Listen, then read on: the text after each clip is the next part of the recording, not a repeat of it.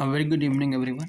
Today, we're gonna understand about the we gonna discuss about the new set of concept that is promises.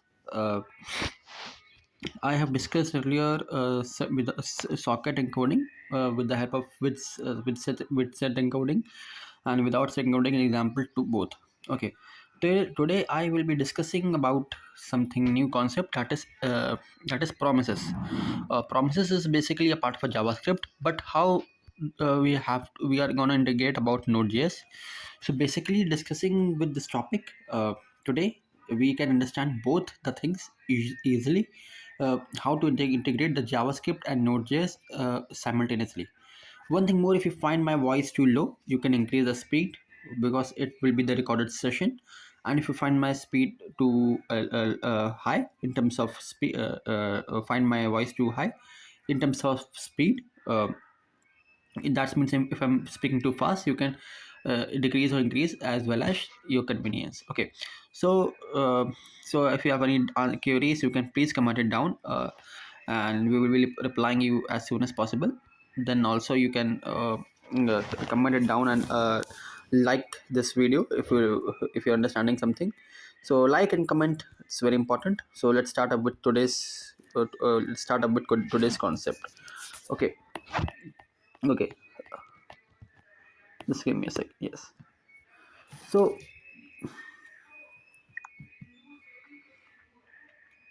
using fs.promises.read file. Today is our topic is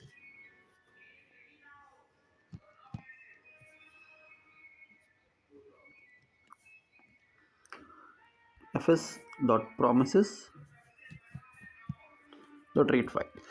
Basically, Node.js, you might have we have already discussed about the reading file concepts. What is the concept of reading file? And just a second.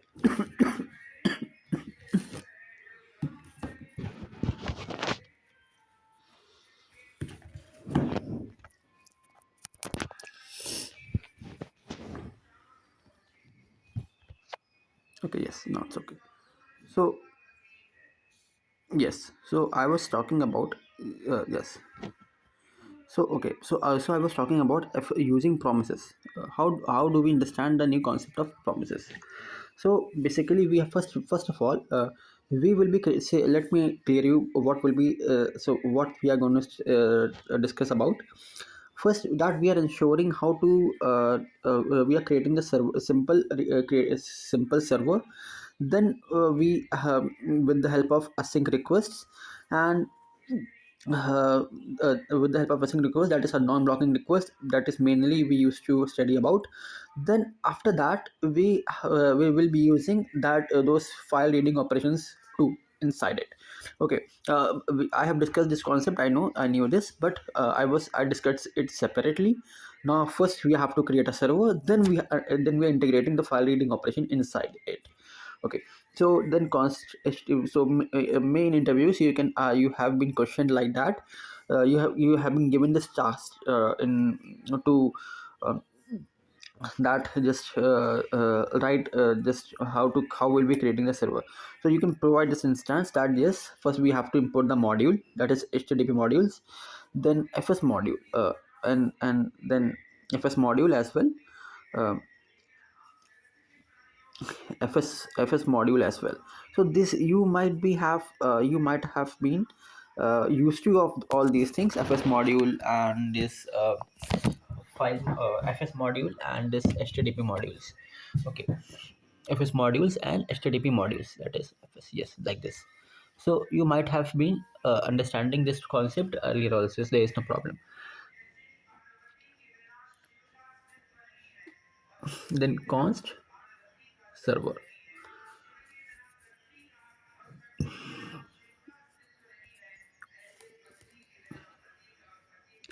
then http.create server,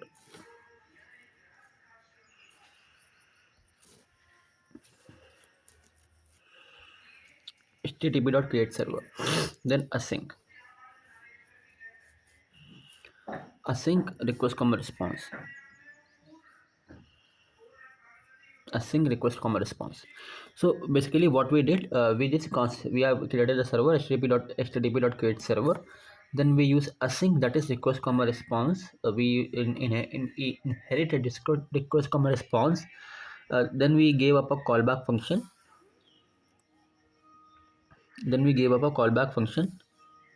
Then is we did it like that. If request.url, okay, then we are using request.url, then like this. Then okay, so then then see, it is better to give a handling function, that is file handling function, to if you are catching up an error or something like that. So we will be using like this. So please, if you're understanding this, request.url triple is equals to, that is we are using the strict conversion collision, that that is, it is we have initialized by this slash is means url. Okay, uh, it is representing the part of the url. Okay, then uh, try. And after in the try block, we are writing this const, we are making this data object, then await. Okay, what is the use of an await? I will be explaining in a separate video. Those who know how do we use await, um, how do we use await, how do we use async, it's better, it's well and good. Or I will be making separate videos for using of await and async, so you can understand it easily. Because preparing for an interview, you should know everything, and it's just not like that we have covered. It's not your one night exam that you can clearing it one night before. So you have to know, the concept should be very you can say, uh, it should be very, you can say, solid. Okay, so data.txt. So for example, I am creating the file that is data.txt. Yeah, you notice that when we this data.txt is not a either uh, if this file has been okay, this data.txt file, that what we do if uh, we first what we do this we are using the synchronous operations. Okay, we are using the asynchronous operation, that is non-blocking operations. So in async, when we first we are in async both, we give the name of the file first. So this is the name of our file. In write file, if the name of the file, if the file does not exist, it just first makes the file, then write the content, and write the content over it. Here we are using the name, using the existing file inside it. Okay, then UTF encoding, I will explain to you about UTF encoding in a separate video. Okay, so if it will be getting published with no technical errors, so we don't due to some technical glitches, it is coming late. But from my side, it has been completed, so you can watch it, and that's a interesting thing. A new Okay, so then I'm using this response dot write head. Then I'm using response dot write head. Then I'm using response dot write head. Okay, then I'm using response dot write head. Then a 200 is a status code. What is a status code? Status code is a kind of a good request that we used to give inside inside your code. That means, yes, we are using we have been getting the good response. That means the server will be working with no you can say difficulties. Okay, so so if you okay, response dot write ahead. Okay, so what we did first, took an object, then we use await fs.read file, then we are putting the data file inside it, utf8 response.write 200. You are using the status code. We have to use the status code, because if you're not using the status code, if it is it's working, there's no problem. If it's not working, we cannot catch up an error. Okay, we can catch up an error, but it doesn't show over there. Okay, in to the server also, or to the user client, both. Okay, so they are very important. One thing more I want to tell you, that what is the use of an await if someone is on temporary basis. I'm making it clear. Await keyword pauses the execution of a async function until a promise is settled. See, that is a very technical interviewer part, so I'm not explaining it more. Just understand it like that. Async keyword indicates that uh, function returns a promise. See, actually, how to give a promise is like, we give a callback function, and inside that block we are ensuring we are using console.log, ensuring any problem is there, or we catch up an error, or what if we want to show up a message, then we show up a message. So async that are promises. Okay, so we use async await with promises. So similarly, await keywords used when the async function you to wait for the promise to resolve. Async await has been used behind the async and with the help of async. Since we are using non we are using synchronous we are using non-synchronous, that means we are using asynchronous, a kind of non-blocking request asynchronous operations, a kind of non-blocking request. So we have to use await because we are using async. We are using async, so we have to use await. So what is the use of async? Async indicates a function returns a promise. So function has to return a promise to and that it should unwrap promises and get values from the function. So it is easier to get values from the function using await. And await keyword basically using bodies of async functions. So basically, if you should clear this thing, that if we are using the body of async functions, you have to use await.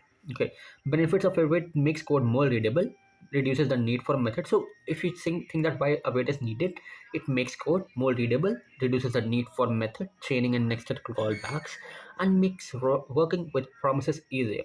Okay, so async function, that is your which makes your code readable and making the promises with easy.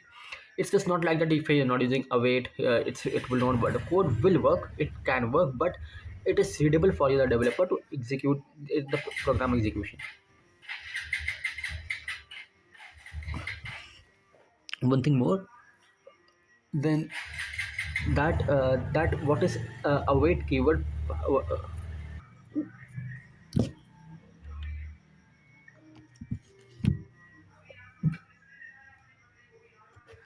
So async keyword indicates that a function returns a promise. Await keyword used with the function to wait for the promise to resolve.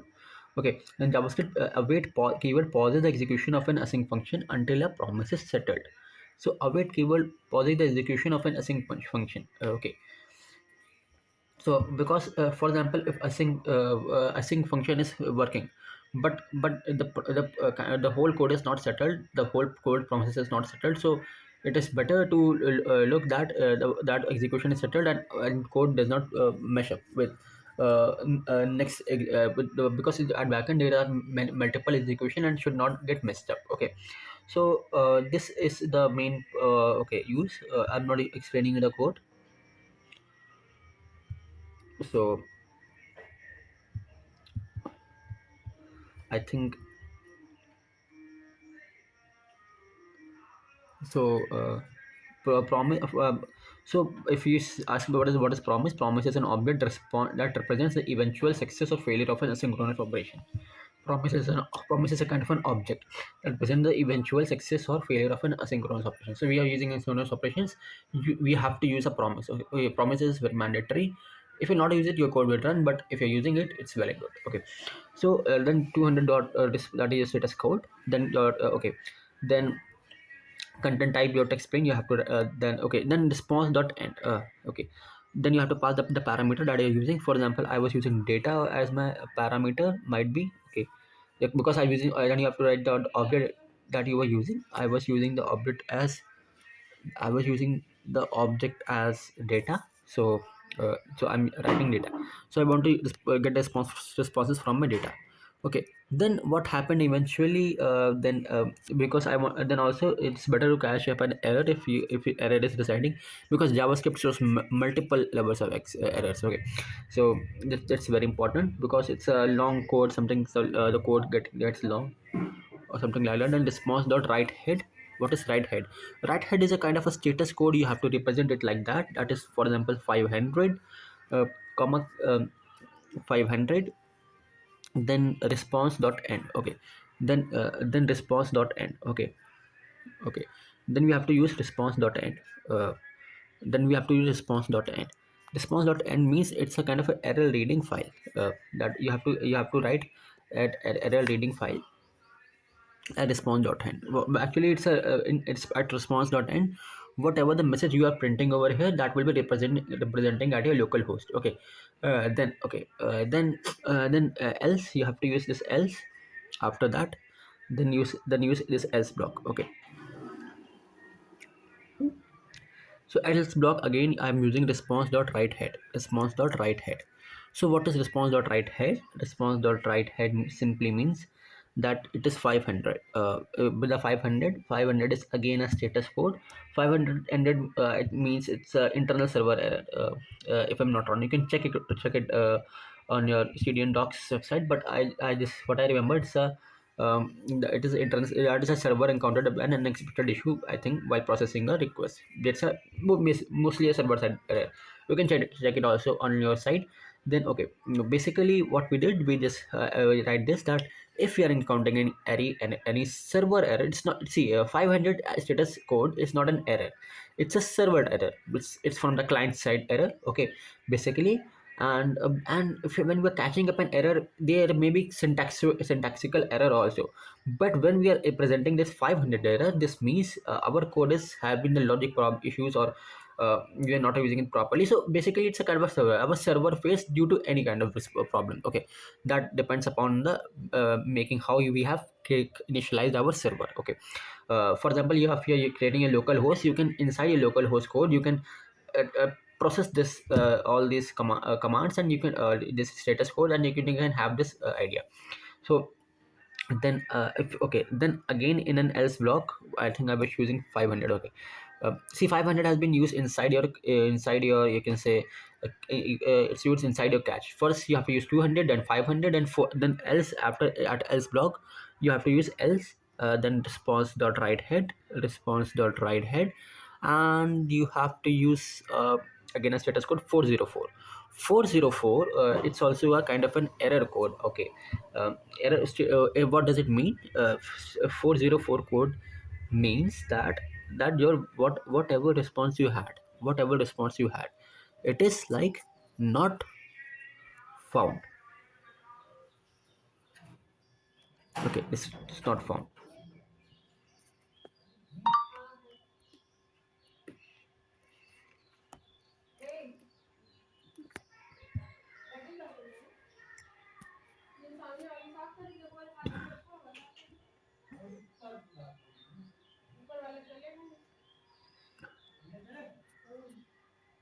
Then server, see, after doing all this stuff, remember that you have to make your server listen. That means your server should get a response, show a response at the local host. So showing the response at the local host means that you have to write the port number, for example 8000 or 8080, whatever. Then I write it's a 3000 and a callback function. And at console I'm writing, at see, this is my console.log.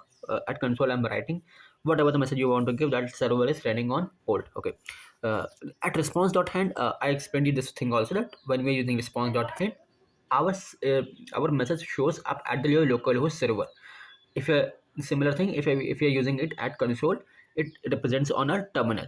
For example, this is a terminal.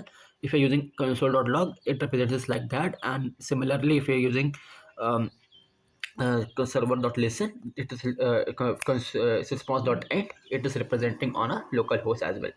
So so again, I should remember that async, at here you async and await. If you have any problem using the syntax of async and await, or and this execution of async and await, I'm saying that I will be explaining you in a separate video.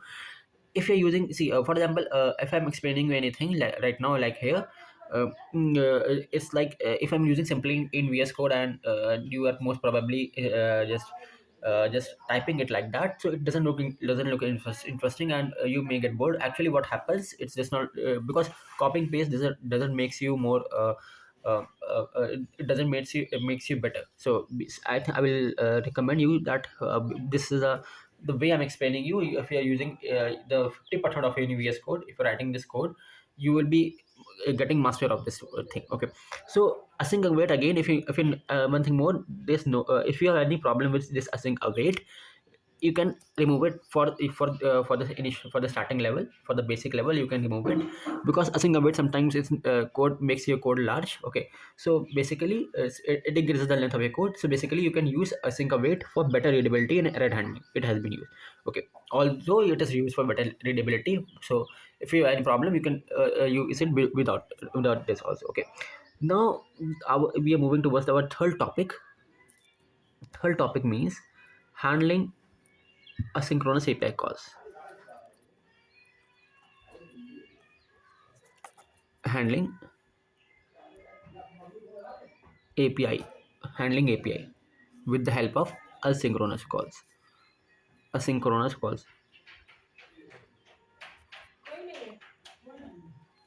So what is a common scenario is what have with the have so what is a common scenario that handling asynchronous API calls.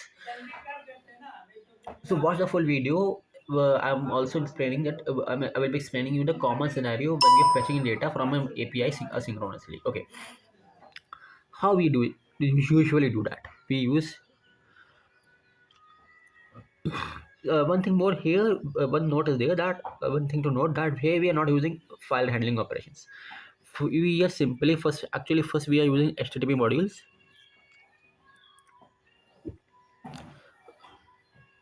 We are using HTTP modules. So const. So again you have to write this simple. Its syntax is require then HTTP.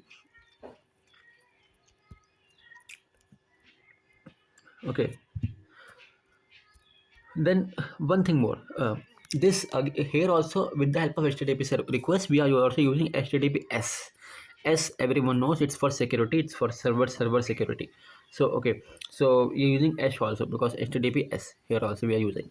It's mandatory to use it. Okay. So after it we are using. Okay. Uh,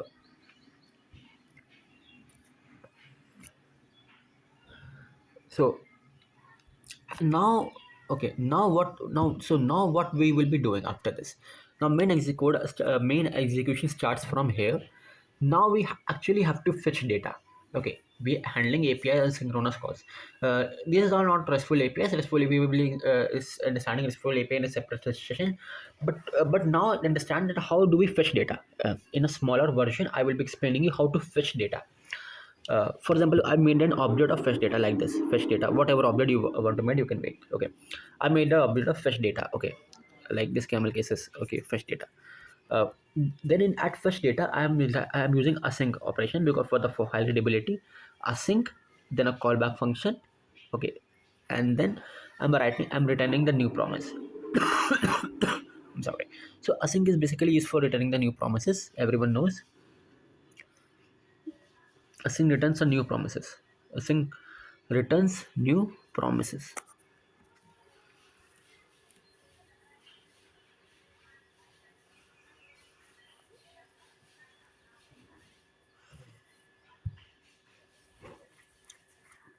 Promise,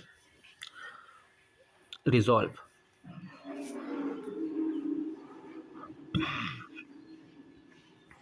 resolve, and reject. Okay, resolve and reject. Okay, so https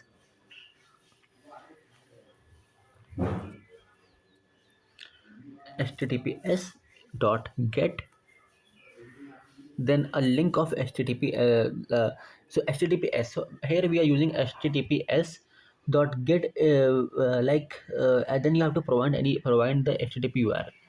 Okay, HTTPS basically it's a internet protocol. So it's a version of a secure and a secure protocol. Basically, a version or an execution of HTTP, normal HTTP, using for encryption and communication. So here it's a because data between a browser and a website when a there's a primary work. Okay, but it's this also provides a security also that HTTP is more secure than HTTP to protect sensitive kind of a data. Okay, so at http.s we are providing this URL mainly. You just provide any HTTP URL. Okay, like json placeholder dot type dot code dot com dot to do's, whatever URL you want to place it. Then at there only you just see our code is not over. So here you have to give path a response to the parameter, then again a callback function. Okay.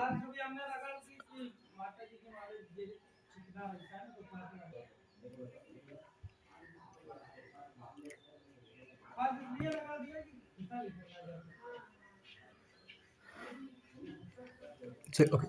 So callback function. Okay. Then we are using the callback function over here. So we are using the callback function.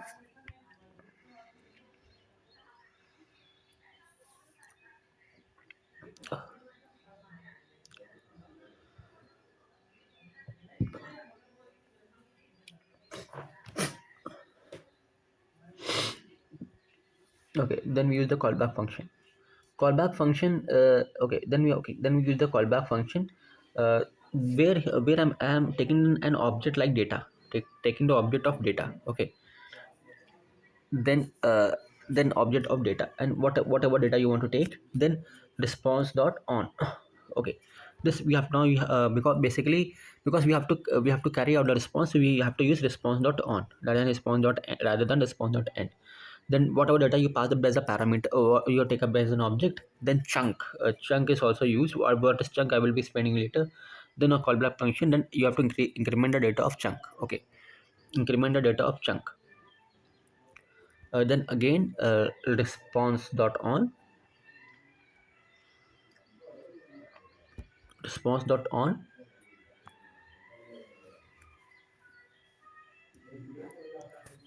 then end.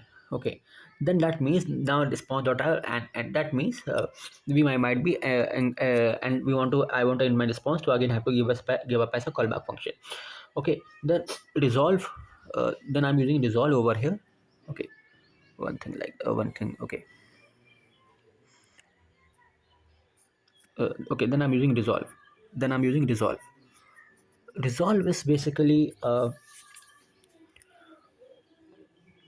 okay, resolve. Okay, then inside it I'm using resolve data.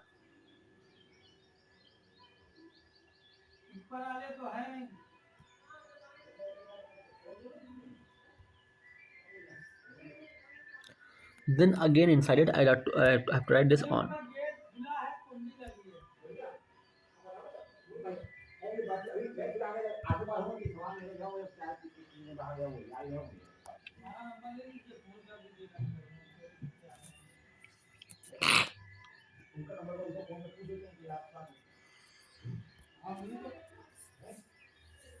Then reject. Actually, we want to, then I'm using reject also.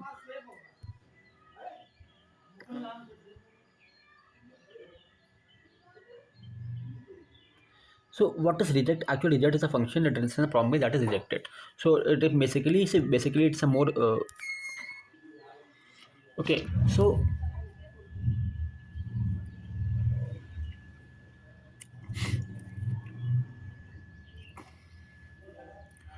okay, then when I'm using reject. Okay, then I'm using reject, and then I'm using reject. So reject is basically, we have to, it's all a debugger code. We are writing it. So reject is basically to end the responses. Okay, so to end the promises, not responses, to end the promises. Reject resolve. It's basically, resolve is a debugging code for promises. Reject is used for to end promises. Okay, thing. Okay, then I'm using const server. Then again I'm using const server. So then again I'm using const server, and that server I'm writing, like http.create server again, http.create server. Now the code will all remain same. Create server, then I'm using async. Okay, I'm using async with help, and integrating this request response, response and request code. Okay, then and a callback function, and a callback function. Okay, then inside a callback function,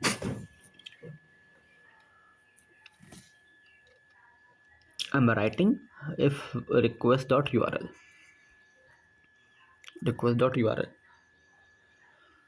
with triple is equals to. Okay, then I'm ensuring that it is an API call or not. It is an API call or not. Okay,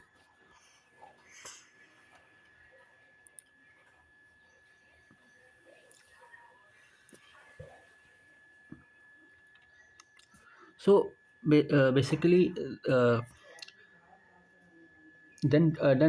have to use that try catch block for seeing to see the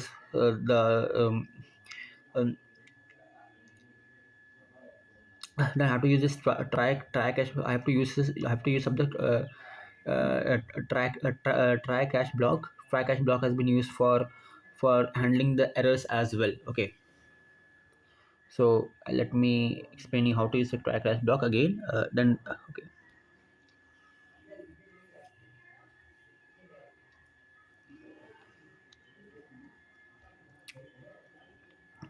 let's try. Then again, I'm taking an object of data.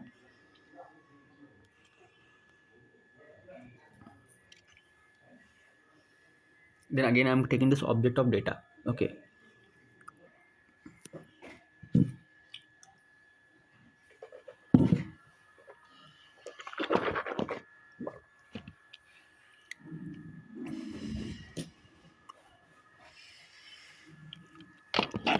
so and inside a try block,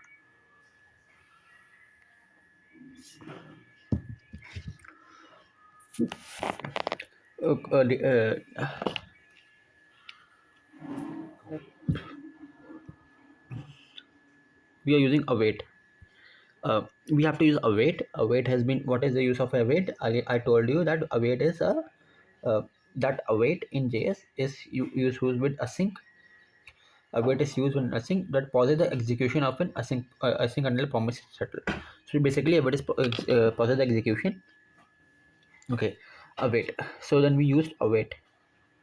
So basically, when I used, created the fetch data as my object to here. So here I have to use fetch data as my function.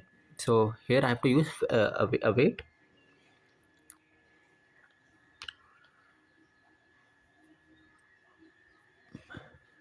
Await.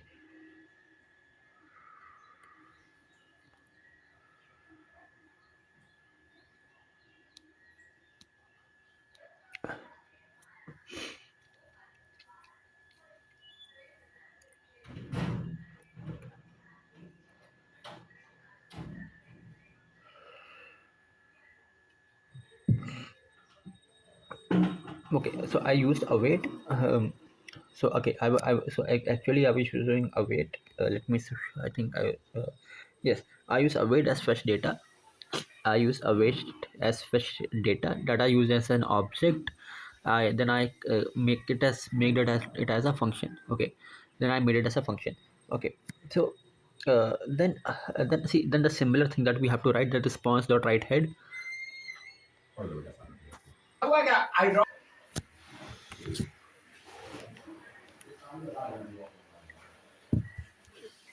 Okay, then response dot write head.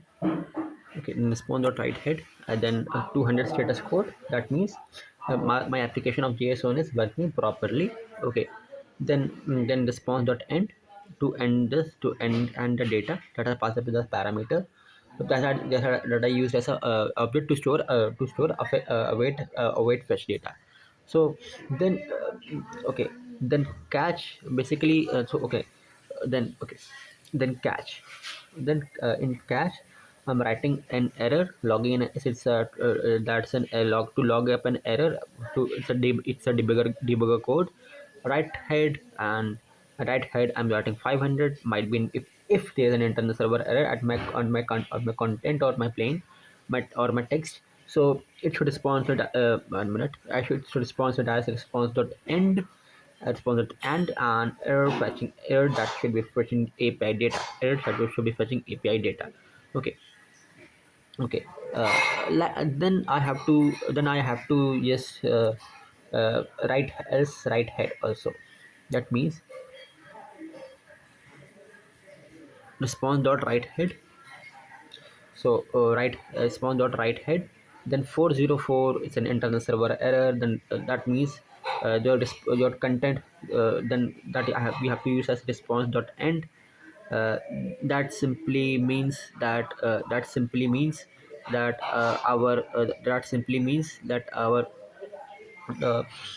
our content is not found. over there. Okay, then so okay, so I'm just wrapping up with my session. So I have completed the two topics today. First topic was so you will be getting the video just now after at evening. uh, okay, at Sunday evening you will be getting this video, or but whenever our team will be able to make it possible, uh, when we wanted to make it possible by our team.